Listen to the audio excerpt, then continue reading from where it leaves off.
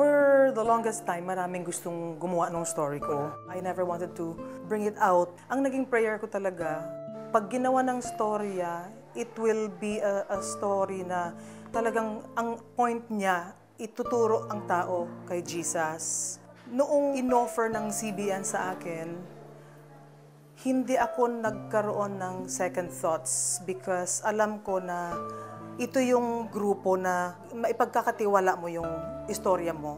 Very proud of Dulce. Napaka-brave niya para i-discuss ito sa pamamagitan ng isang istorya kasi it is supposed to be a dark story of her. Nais niyang ibahagi ang himig ng pag-asa na kanyang naranasan. Ang gusto ko talagang makita nila na pwede tayong magkaroon ng bagong buhay, bagong pananaw. Kung dati hinipon niya ang ating mga puso sa pamamagitan ng kanyang mga awit, ngayon naman ay sa pamamagitan ng kwento ng kanyang buhay sa Tinig, The Dulce Story, na mapapanood sa Sunday night box office sa GMA7. This is the first time that we're going into the Sunday night box office of GMA. For the past 4 years, we always do it during the Holy Week. Ilang boses ang kaagapay ni Dulce upang maisakatuparan ang hangaring iparinig ang natatanging tinig. I'm just really excited about the cast kasi this is a reunion.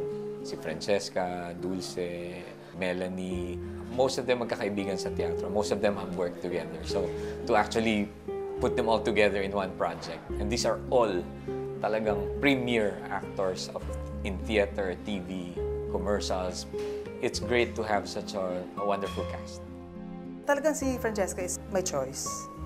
Una dahil nakasama ko na rin siya before, we did a movie together, na ipoportray niya yung karakter, kung sino yung ginagampanan niya. I'm gonna play Dulce's role. At ibang-iba siya sa mga ginawa ko.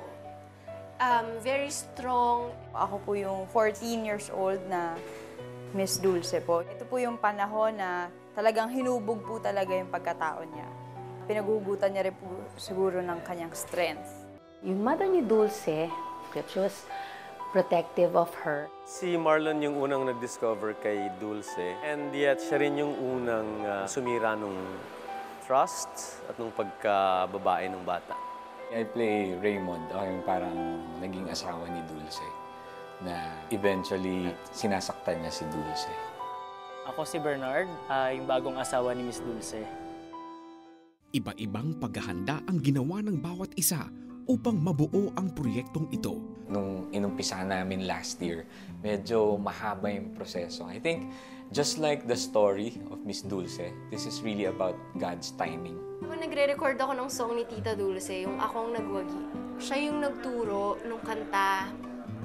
Very patient siya and very generous talaga. Kung meron akong isang bagay na hindi malilimutan dito sa shoot na to is yung tulong ng ibang tao sa akin. Tsaka si Sir Iko, si Tita Dulce, they all helped me eh. May teacher po ako sa psychology. So tinanong ko, ano po ba yung pinagdadaanan ng 14-year-old na dumaan nga sa ganong experience, yung trauma. Ni-research ko rin po yung biography ni Miss Dulce. Ang dati sintonadong buhay ni Dulce, ngayon ay isang magandang musika na handang-handa ng iparinig sa buong mundo. Grabing journey yung nangyari sa kanya. Dapat yung story ni Miss Dulce, maging lecture siya sa lahat kasi it's reality. Survivor siya. Maraming mga tao na makakapanood nito na naghahanap ng magbubuo ng kanilang mga pusong may pagkukulang. And that's what the story of Dulce is all about. And ito na yung tunay na nagwagi. Ako ang nagwagi, kailan may di na maripang masawi, maling landas, di tatahaking muli. Buhay ko'y hawak niya, bawat sandali.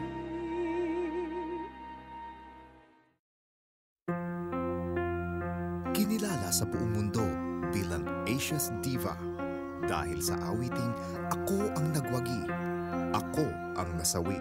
Sino ba namang hindi nakakilala kay Dulce? Ba yan? Boses Lindon, upo ka na nga. Kala mo ang gaganda ng boses. Ito ang mga boses na dapat madidiscover. Ngunit sa likod ng madamdaming pagkanta, Yung quality ng boses mo, depth, range, lahat na. Sigurado ako pag-aagawan ka ng maraming record labels. Makikilala ka sa kantang ito. Sisikat ka ng gusto. ay isang kwentong matagal nang nais ilahad. Magtrabaho ka lang ng maayos. Iiwas ka sa gulo, ha? Gawin mo lang ang dapat mong gawin. Bagay na bagay yan sa isang star na katulad mo. Nakapang narating ang yabang mo na.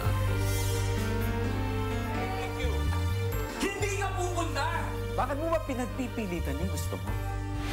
Nay, tama na! Bahala na nga kayo!